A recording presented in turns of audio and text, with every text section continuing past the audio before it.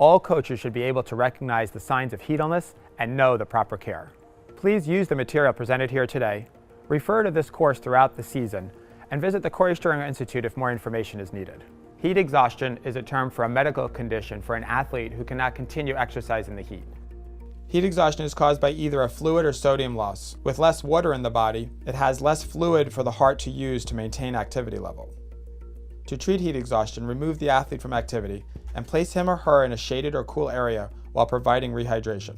As with heat syncope, the athlete should be laid flat with their feet propped, and cooling methods such as cold towels, misting fans, or water immersion may be utilized.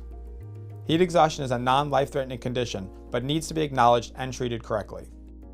The most severe form of heat illness is exertional heat stroke, or EHS.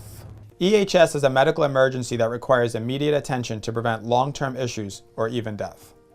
EHS is defined by two characteristics. One, a core body temperature at the time of collapse of 104 degrees Fahrenheit or higher.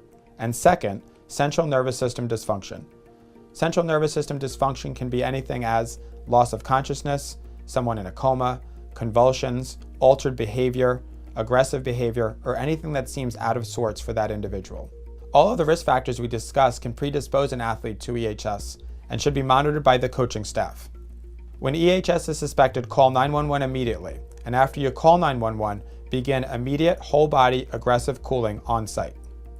If EHS is suspected and an immersion tub is not available, consider one of the following three options. First, cold water from a shower. Second, dousing the athlete from cold water from a hose. Or third, rotating ice-wet towels over the entire body. The most effective way to cool an athlete is with whole-body cold water immersion. So the procedure should go as follows. First, remove as much clothing and equipment as possible. Second, assess the rectal temperature of the athlete.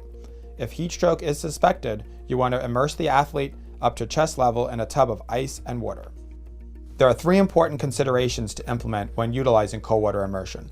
One, be sure to store the water during the entire cooling process. This enhances the cooling rates. Second, be sure to secure the athlete with a towel or long sheet underneath the armpits to make sure the athlete does not slip into the water. And three, take them out of the water when their body temperature reaches 102 degrees Fahrenheit. To use this treatment effectively, proactive steps need to be taken by your team or league to ensure a tub is available at all practice sites. Because exertional heat stroke is a life-threatening situation, the proper equipment and emergency action plan are critical to getting the athlete's core temperature under 104 degrees in the most important 30-minute window. The key to surviving exertional heat stroke is rapid reduction of core body temperature, preferably cooling on-site. We encourage all organizations to develop a policy for administering this treatment.